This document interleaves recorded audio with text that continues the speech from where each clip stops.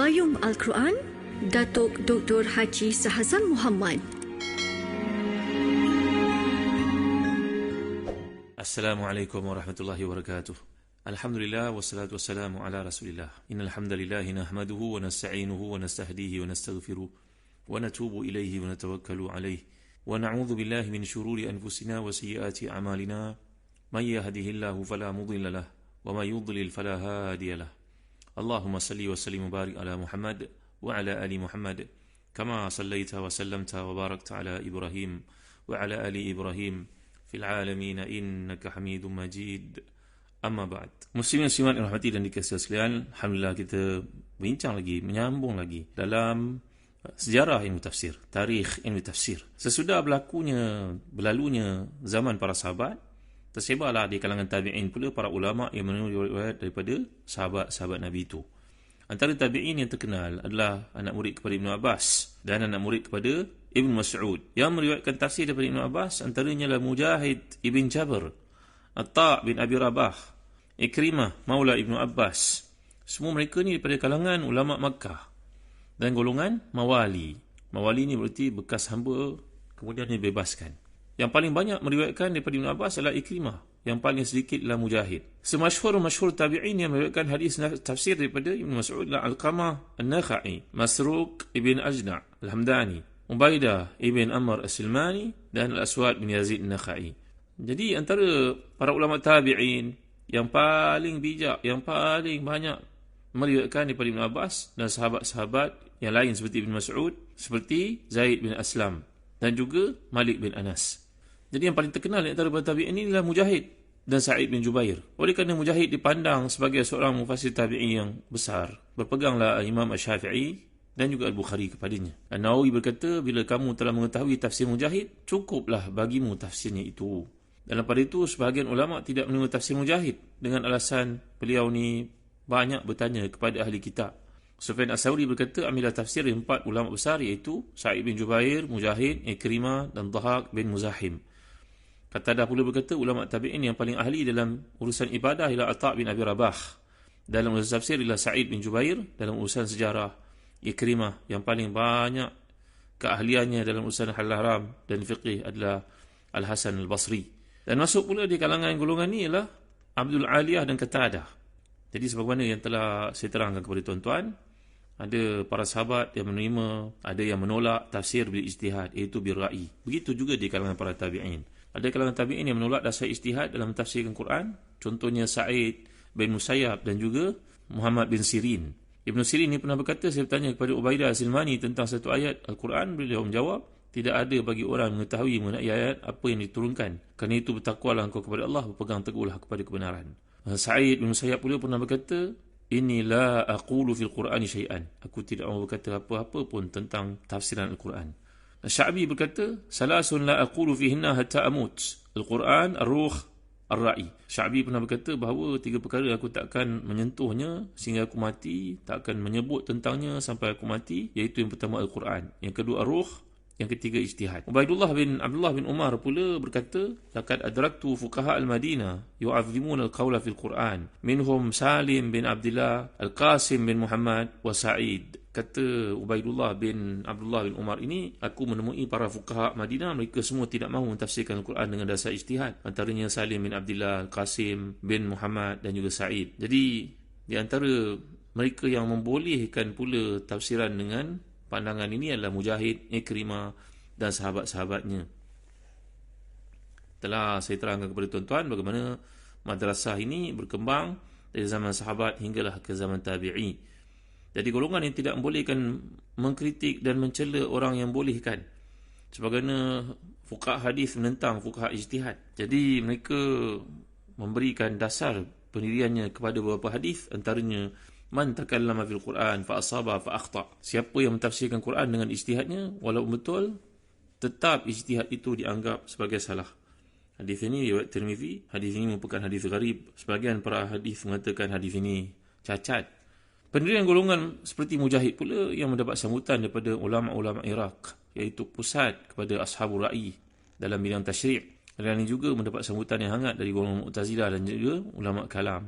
Al-Jahidh Contohnya seorang tokoh Mu'tazilah yang besar, demikian juga Nazam Al-Alaf, menggunakan akal dalam mentafsirkan Al-Quran dengan pegang pada petunjuk bahasa dan juga kekuatan balaghah mereka, kekuatan usub balaghah yang mereka kuasai. Jadi dengan ini usaha ulama kalam dan Mu'tazilah lahirlah kitab-kitab tafsir bil ma'qul, antaranya Al-Kashaf dan juga Mafatihul Ghaib, yang menyebabkan golongan Mu'tazilah ini melalui jalan tersebut. Yang pertama, mereka ingin membela etikad mereka, menyalurkan ayat-ayat kepada golongan yang mereka, pendapat yang mereka anuti.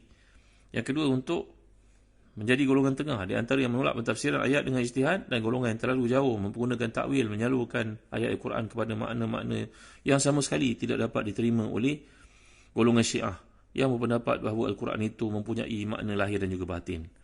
Jadi tuan-tuan yang dirahmati dan dikasihi sekalian, di sinilah timbulnya perbezaan antara tafsir dan takwil. Tafsir menjelaskan Al-Quran dengan dasar naqal yang diterima daripada Rasulullah dan para sahabat. Takwil pula seperti yang telah kita fahami, adalah mentafsirkan ayat dengan ijtihad, menerusi pengertian dalam memahami makna kata tunggal dan petunjuk-petunjuk bahasa. Kemudian tuan-tuan rahmati dan dikasihi sekalian, sebahagian kita bertanya tentang apakah maksud Israiliyat.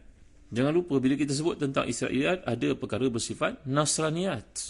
Jadi pertumbuhan tafsir ini perkembangannya menyaksikan ada di kalangan para mufassirin ini, baik di kalangan sahabat sekalipun, mereka cenderung mengambil pendapat Israiliyat dengan tujuan yang murni yang telah kita huraikan sebelum. Iaitu tujuannya adalah untuk menyokong, mengukuhkan bukti adanya kebangkitan Nabi SAW seperti yang terdapat dalam kitab-kitab golongan yang terdahulu, kutub Samawiyah yang terdahulu. Mereka menerima berita daripada golongan Yahudi dan Nasrani yang masuk Islam, masukkannya dalam tafsir tanpa terlebih dahulu memikirkan tentang outputnya, tanpa ada koreksi kepadanya. Maka para mufassir pada masa itu sangat baik sangka dengan segala pemberitaan yang sampai dipanggil sebagai khabar ini. Khabar ini juga satu istilah yang digunakan dalam perbahasan ilmu tafsir dan juga hadis. Mereka beranggapan bahawa orang yang sudah masuk Islam tentu tidak berdusta. Itulah sebabnya para mufassir ketika itu tidak memeriksa khabar-khabar yang mereka terima. Khabar ni saya tegaskan lagi kepada tuan-tuan, perempuan, muslim-muslimat sekalian, bukan maksud kita bertanya kepada kawan kita ini, apa khabar kamu hari ini? Khabar ini maksudnya satu periwayatan yang sampai kepada mereka. Jadi pemimpin-pemimpin riwayat yang Israiliyat Nasraniyat ini antaranya Wahab bin Munabbih, seorang Yahudi dari Yaman yang masuk Islam. Dia banyak meriwayatkan Israiliyat seperti yang kita temui dalam tafsir Ibn Jarir Tabari contohnya.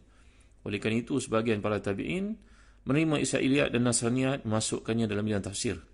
Maka Malik bin Anas menolak riwayat Qatadah kerana Qatadah banyak meriwayatkan Israiliyat.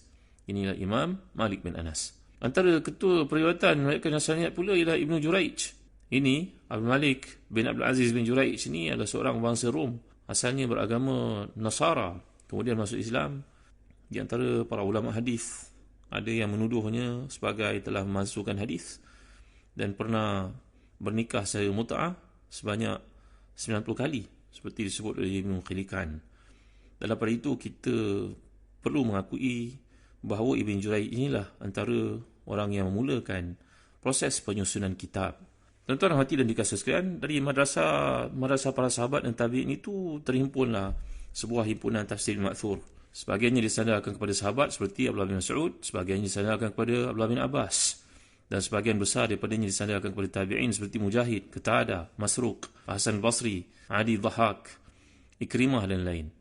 Tapi seperti yang telah kita fahami, sebahagian tafsir ini dicampuri oleh perkara Israiliyat yang kadang-kadang dapat merosakkan tafsir itu atau memalingkannya dari maksud yang asal. Jadi sudah jelas kepada kita bahawa tafsir sejak zaman Nabi, zaman para sahabat, zaman tabi'in, kemudian tafsir itu dipindahkan kepada seorang, kepada yang lain, diriwayatkan sebagai umum hadis, dan pada permulaan abad Hijrah, ketika banyak pemeluk Islam dari kalangan bukan Arab, maka pada masa itulah datangnya keperluan untuk membukukan tafsir, supaya diketahui maknanya oleh mereka yang tidak mempunyai salikah bahasa Arab, yang tidak ada kemampuan bahasa Arab. Mereka perlu memahami dari sumber yang betul. Pada permulaan zaman Abbasiyah, mulalah para ulama mengumpulkan hadis-hadis tafsir yang diterima daripada para sahabat dan tabi'in itu. Mereka menyusun dengan menyebut satu ayat, kemudian nukilan-nukilan mengenai tafsir itu dari para sahabat dan tabi'in. Dalam pada itu juga, tafsir masih lagi belum memiliki bentuk yang tertentu dalam bentuk tertib mushaf. Hadis-hadis tafsir itu dilakukan secara berserakan untuk tafsir bagi ayat-ayat yang terpisah dan masih lagi bercampur dengan hadis-hadis lain dalam yang bersifat muamalah, munakahah dan sebagainya. Seorang perawi kadang-kadang meriwayatkan satu hadis mengenai tafsir, kadang-kadang dalam bab fiqih, kadang-kadang mengenai ghazwah, kadang-kadang dalam satu urusan masyarakat. Maka pada permulaan zaman Abbasiyah itulah timbul usaha untuk mengumpulkan hadis-hadis yang sama objeknya, memisahkan dari yang lain, meletakkan tertib susunan seperti dilakukan oleh Al-Imam Malik bin Anas dalam Muwatta' ni. Maka beliau mengumpulkan hadis-hadis hukum. Dan seperti dilakukan oleh Muhammad bin Ishaq, beliau mengumpulkan hadis-hadis sirah. Tambahan-tambahan diambil daripada syair dan cerita-cerita terdahulu. Kemudian kedudukan hadis terhadap ilmu syariah sama dengan kedudukan falsafah terhadap ilmu akal. Kemudian barulah ilmu jiwa, ilmu tabi'ah, ilmu sosiologi dipisahkan daripada ilmu falsafah. Ilmu-ilmu syariat pula satu demi satu terpisah daripada ilmu hadis. Akan tetapi ulama-ulama hadis tetap memandang hadis sebagai satu pokok yang mencakupi segala cabang ilmu. Dan di situlah hadis tentang tafsir mula ditulis. Kerana itu kita mendapati bab tafsir dalam Sahih Bukhari dan juga Sahih Muslim. Teranglah bahawa tafsir ini satu bahagian daripada hadis, diriwayatkan daripada Nabi SAW mengenai Al-Quran, mengenai keutamaannya, mengenai tafsir sebahagian ayatnya. Sebagaimana umum, ada hadis itu yang bersifat sahih, ada yang hasan, ada yang dhaif, ada juga, begitu juga dalam hadis-hadis berkaitan tafsir. Tuan-tuan dan hati dan dikasihi sekalian, untuk memisahkan hadis-hadis tafsir daripada umum hadis, golongan ulama hadis berusaha mengumpulkan hadis-hadis marfu' dan hadis-hadis mauquf yang berkaitan dengan tafsir sahaja. Penuntut hadis di Mekah mengumpulkan hadis-hadis tafsir yang didapati daripada para ulama'nya.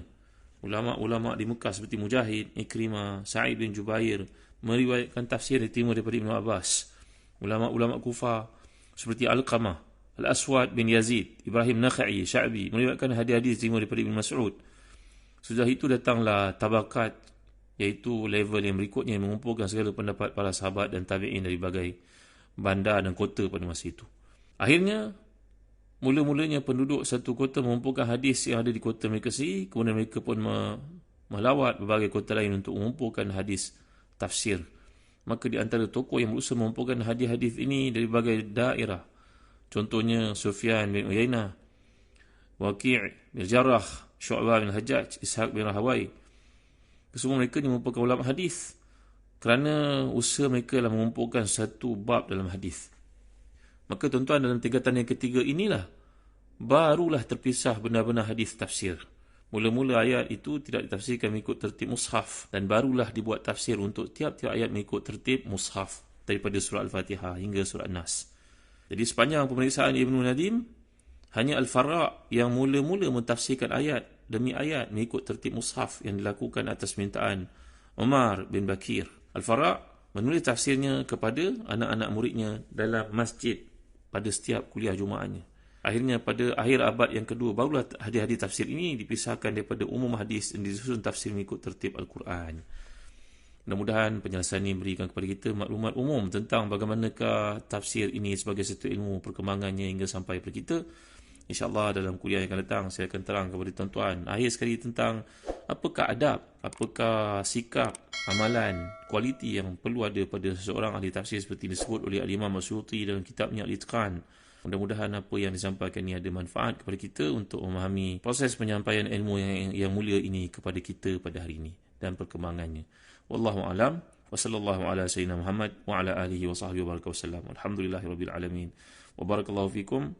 Wassalamualaikum warahmatullahi wabarakatuh.